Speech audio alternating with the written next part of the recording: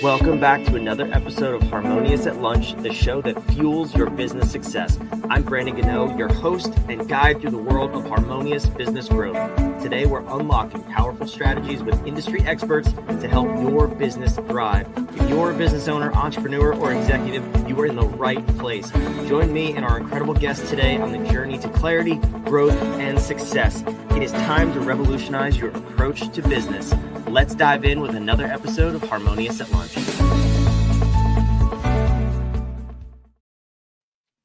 Welcome back to some more bite-sized business advice. And today's episode is a big deal. It's a big episode with a lot to unpack. And we're going to see how we can apply it to your business. But it's about awakening spiritual intelligence to grow your business. Fun topic and kind of a theme recently on this show. If you've been subscribed and you've listened to the last few episodes. So very cool guest with me today, Yosi Amram. Welcome to the show and thank you for being here. Thank you, Brandon. I'm excited, delighted, and jazzed up to be here with you.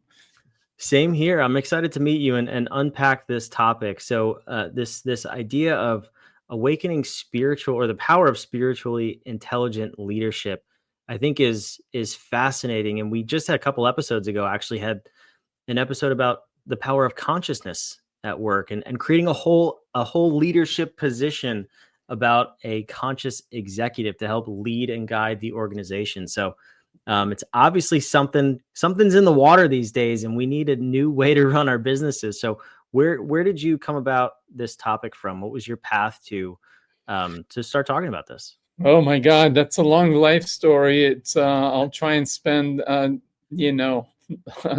minute to tell my life, which is only 3 years.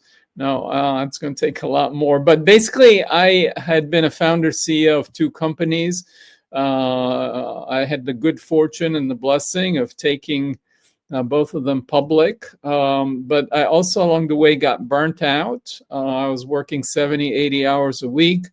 And our business model was changing with the coming of the internet. It's a long story, but I had what you might call a spiritual awakening, which in the midst of that, which kind of threw me also into a manic episode. So it was a mind-blowing experience, and I got pushed out of the company. It was very traumatic for me, and it's a long story. But out of that, I was trying to understand the reality of what I experienced, and this, everything was made of consciousness, and we're all interconnected, and how much was that was real, how much was that was delusional. And I was trying to understand myself, so I went back and studied psychology. I was coaching and mentoring other entrepreneurs and CEOs, and I wanted to work deeper with them. I wanted to understand myself, and I had known about emotional intelligence as being very powerful and important in helping explain leadership and well-being. And I heard the term spiritual intelligence, which I thought was a great parallel, but there was no real definition, operational, or a scientifically validated measure. If you want to study something scientifically, you got to define it operationally and know how to measure it so you could see how it relates to other variables. And that's what my doctoral research was about. And so, my research showed that with a study with 42 CEOs and 210 members of their staff, that leaders that were had higher spiritual intelligence were more effective leaders. They produced higher team morale, greater commitment, lower turnover. And that was the case even when you control for emotional intelligence. So if I were to talk dirty a little bit, meaning nerdy, emotional intelligence explained 41% of the variance in the outcome of leadership effectiveness. Spiritual intelligence explained a larger amount, which was 46%. And combined, they explained 67% of the outcome of. So it means that the two are complementary and multiplicative. Since then, other researchers that have taken my definition and measure of spiritual intelligence found that leaders that have greater spiritual intelligence produce better financial results for their business units compared to others. And something that hasn't been shown for emotional intelligence. Not to knock down emotional intelligence, super important, but I'm just saying it's as important or more important.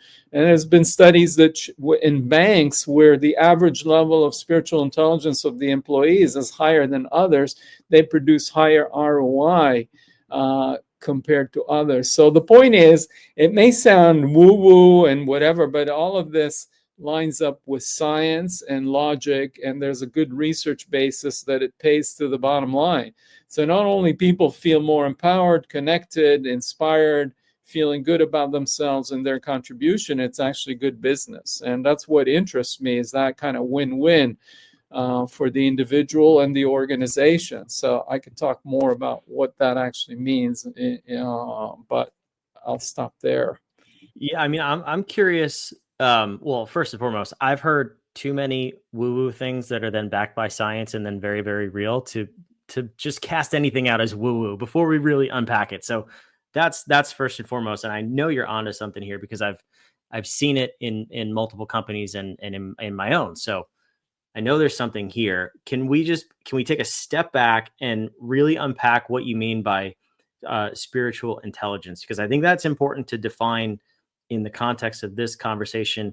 Is that a particular religion, denomination? Is it a monk? Is it taking peyote in the desert? I mean, what is exactly spiritual intelligence? Okay, good. I'm glad you're asking the natural, obvious, hard question. So yeah, spiritual intelligence has nothing to do with a particular religion or even a particular spiritual orientation. Over the years, I've worked with over 100 CEOs. Many of them built companies with thousands of employees, billions of dollars in revenues, and they've spanned the range of people who are devout religious in their practice, some that were agnostic, some that were called spiritual but not religious, and some that were devout atheists.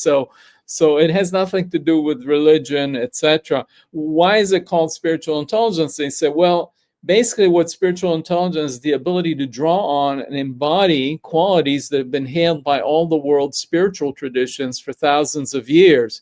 What are those qualities? They're things like purpose, service, gratitude, trust, humility, presence, and so on. And so in my research, interviewing people across all the world's wisdom traditions, regardless of their cosmology, theology, whatever, these are the qualities that they talk about: is purpose, service, trust, gratitude, joy, forgiveness, compassion, etc.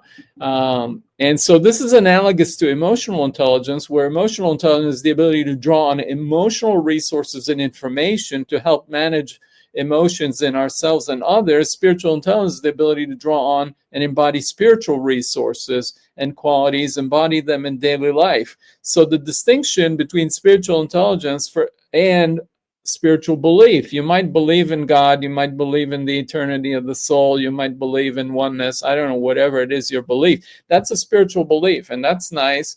But and then you have spiritual experience. You might be meditating, praying, your ego dissolves, you're walking in nature, you feel one with nature, etc. And that's a spiritual experience. But what spiritual intelligence is, how you embody these qualities and resources in a team meeting.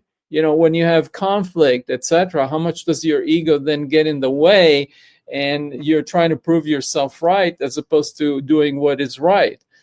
It's how it shows up in your family, in your relationship. When you drive on the freeway, I can go to church on Sunday and, pray and do all this stuff and feel connected. But then I go on the freeway and it's a dog-eat-dog world. I'm boxed in this metal car, and we're all trying to get in and out of the freeway, or I'm in line in the supermarket. So spiritual intelligence is the ability to embody these qualities and resources in daily life. Now, what's exciting is I mentioned that these are qualities that have been celebrated through all the world's traditions for thousands of years. Now, in the modern world, we have this field of positive psychology that was started by Marty Seligman, and they developed a measure called character strength inventory and values in action.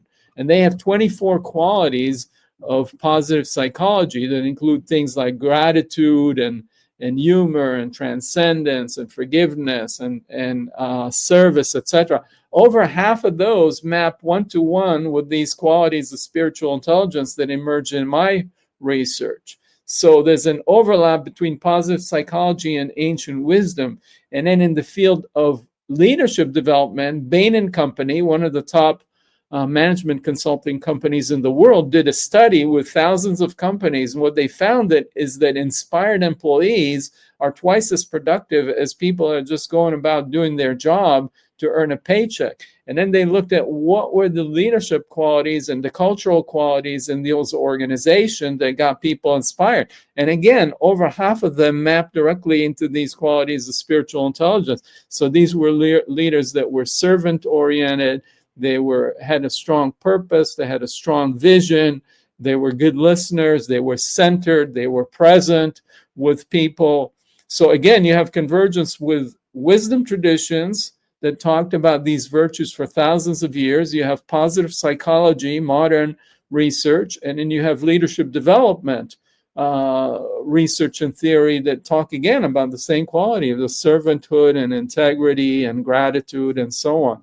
So that's, to me, what's exciting is you have multiple lines of evidence coming from different fields, which is the highest quality is replicability and convergence in science. What is considered good science? And we have convergence and replicability of research. And that's what we're talking about here.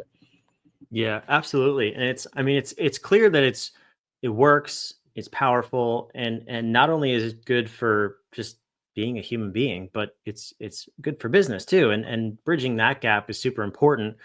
The flip side of that question is, I think a lot of people understand this, even as leaders or employees.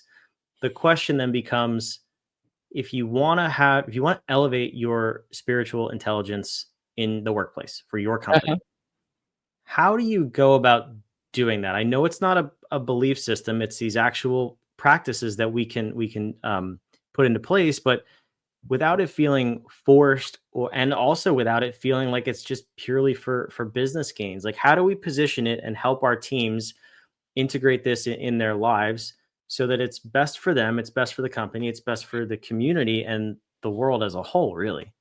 Yeah, no, that's a good point. So, but let's I'll answer your question, but let's step back and say, well, what is leadership and what makes an organization function like an organism that has a purpose, that has coherence, that is working in harmony within itself? So, the first thing is you have to have a sense of purpose. And what is when you say spiritual intelligence, the root word is spirit. Spirit is the animating breath of life. So in an organism, as a human being, we have a life force that animates us, and we have a sense of purpose. When we have a sense of purpose and a mission and a calling, we're energized. Our life has meaning, has significance, and we have deep motivation. So ideally, we find an alignment between our personal sense of purpose and calling and what the organization has. So whatever my personal gifts and talents and superpowers as an individual, I want to actualize them. Life gave me a gift of life plus my talents, whatever it is, whether I'm a great programmer, I'm a great listener, I have a great sense of humor, I'm a great musician, or I'm great with numbers, and maybe I should be in accounting, or I'm whatever it might be. So we want to use our talents because that's what we're naturally going to be good at, and then we're going to enjoy it. We actualize it. We use it to contribute. So we want to look for alignment between people and ours to start with as the leader, our personal purpose, and the organizational mission and vision. And then you want to be outspoken and clear about what that vision of the world you're trying to build. So you're in service of something, in service of your customers, you're in service of your shareholders, you're in service of your employees, you're in service of your community, and all of that lines up. And then people that resonate with that vision and that mission and that sense of purpose are drawn to you. And then we express gratitude. So another quality, so I'm talking so far about purpose and service. The other things would be like the quality of gratitude. We know that when we appreciate people, they're more motivated. So we want, as leaders, as an organization, to build a culture where we appreciate each other, the good work that people are doing. That creates a motivation, that creates a human bond and connection. And then we also want to bring our hearts, and I might use a outrageous word, bring our love to work, not in the romantic sense. It's an office, it's a professional environment. But when I express my appreciation to others, that's an expression of love that is appropriate in a work environment. The other thing I want to do, it's an expression of love, is my presence and my attention. Our most scarce resource in life is our attention, moment to moment. Life passes by. Now, I'm talking to you. I sense your presence. You're attending to me. You're listening, your body language. If I sensed you're thinking about tomorrow or what happened yesterday with your family or whatever, I'm not going to be so motivated. Well, why am I expressing so much? He's distracted. He's looking at his phone, his text messages. He's not here. So bringing our presence, our attention to the person and the issue at hand is a way of respecting them and showing them that we care and what they're doing is important and valuable. So we want to bring that into the entire organization, and we want to synthesize, as opposed to marketing versus sales or engineering. Everybody has a contribution, everybody has a role to play, just like in the human body, in our organism. And each cell has its function, its role. It's unique, it's an individual cell, but it's embedded in an organ that has a particular role and function, whether it's a liver, whether it's a kidney, whether it's a thyroid. Same as in an organization, whether you're an individual in the engineering team, the sales team, the marketing team, the finance team, you're part of an organ, a department, a business unit that then comes together. So you have to care about the whole thing, and every part, every cell, even though they all come from the same DNA, from the same stem cell, they're all valuable, they're all contributing, and they're all working in harmony. A cell that cares about itself, that protects itself through the immune system, but doesn't care about what happens elsewhere in the organism, eventually cancer takes over the body and everything dies. So you get, in work environments, you get these political things, people come in with an ego, it becomes toxic. And I think that zaps the life force energy, and nobody's having fun, nobody's motivated to bring their best to work. So I hope I'm making sense in explaining how this is practical. This is like how human beings work. We want to be part of something, to feel like our gifts are used, our talents is appreciated. People give us the respect in being present when we are interacting, and our contribution is valued. And that just all makes eminent sense. And it's particularly important when we have a loneliness epidemic and people spend the bulk of their waking hours at work. So to feel like that I am part of a community where I'm working towards a mission and a purpose and a vision that I believe in gives my life meaning, gives my life a significance. I feel like I'm working in a team, in an organization where there's mutuality of care, and people care about me, not just as a cog in the machine.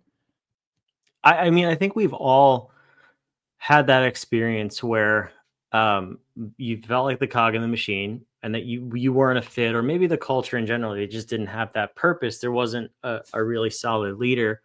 But on the flip side, I think we've all worked with people who are like the cancer, right? And they only really care about themselves, and they're not there for the greater purpose. I think those things in organizations, it's imperative to see those people out, or to get them on the same frequency if possible. But everything you're saying, yeah, I mean, it has such real world applications that are they're so important to grow a business off of this mindset. And I mean, one of the things, it was, you went over it so quickly, but it struck me from what you just said was the greatest resource that you can give is your presence. Everyone always says the most limited and finite resource is your time, but I've never thought about it in that way, because you could be physically with somebody. Like, we could be having this conversation. You can have the 20 minutes of my time. If I'm not paying attention to you, you really have nothing for me. So to actually put that energy into giving somebody your attention and your presence, that takes that statement to a whole new level. So Just want to pull that out as a little gold nugget from today's episode. Thank you for that. Yeah, thank you for your time and attention. We say it's a cliche, but when you think about it, it's but our life is made of moment to moment attention, and it's our scarcest resource. I can give you $1, but it's a commodity. I can get another $1, and I haven't lost it. I'm back to where I was. But when I spend a moment and time and my attention on something, that's gone, and I might get another moment, but eventually we run out of moments, and that's the end of our life. So that's the valuable, most scarce resource, is our time and attention, and giving it to someone is a sign of respect. Whether it's at work or with your kids. I mean, we come home, we give our family, our partner, we're entrepreneurs. I know many years when I was an entrepreneur CEO, I was always thinking about work. I come home, my kids are trying to get my attention. My wife is trying to talk to me at the dinner table. I'm thinking about, how we're going to close the next round of financing. How am I going to meet my payroll? So that all affects the quality of our relationships, and people feel it. Yeah, absolutely. And there's so important to understand that. I wish more people understood that earlier in life. And I think that's your goal here. So I really appreciate you coming, Yosi. This is a fantastic conversation. Where can the listeners learn more about you, what you have going on, and how they can incorporate this more into their daily lives, but also their workplaces? Yeah, well, I have a website called yosiamram.net, just by name, and it links to, and then this is my other website, yamram.com, that you flashed. It speaks about my coaching work. It has links to my book that you could buy on Amazon, Spiritually Intelligent Leadership, that outlines these 25 competencies of spiritually intelligent leadership around the domain of meaning, around the domain of presence, around the domain of truth, and so on. And the book has case studies from my clients. It's very practical, down to earth, and then there are exercises on how to practice and develop these capacities. So there are many resources you can navigate from there. I also have a YouTube channel, Awakening Spiritual Intelligence, so people could get some shorts and longer talks I've given about the topic. And there are many resources, but I think yamram.com is a good place to start, or yosiamram.net. Either one will get you to me. We'll put those down in the show notes, all of those links, wherever you're watching or listening. So go check that out. And Yosi, thanks so much again for stopping by. Thank you, Brandon. It's been fun. Thanks for listening to another episode of the Harmonious at Lunch podcast. Make sure you subscribe on whatever platform you're on, and we want to invite you to join us in the Small Business Success Facebook group, our private group where guests and listeners come together to grow your business. We want impact-driven entrepreneurs who are ready to go to the next level in this group so we can all share ideas, collaborate, and grow our businesses together. Go to whatif.com/group, and we want to invite you to join today. See you on the next episode of Harmonious at Lunch.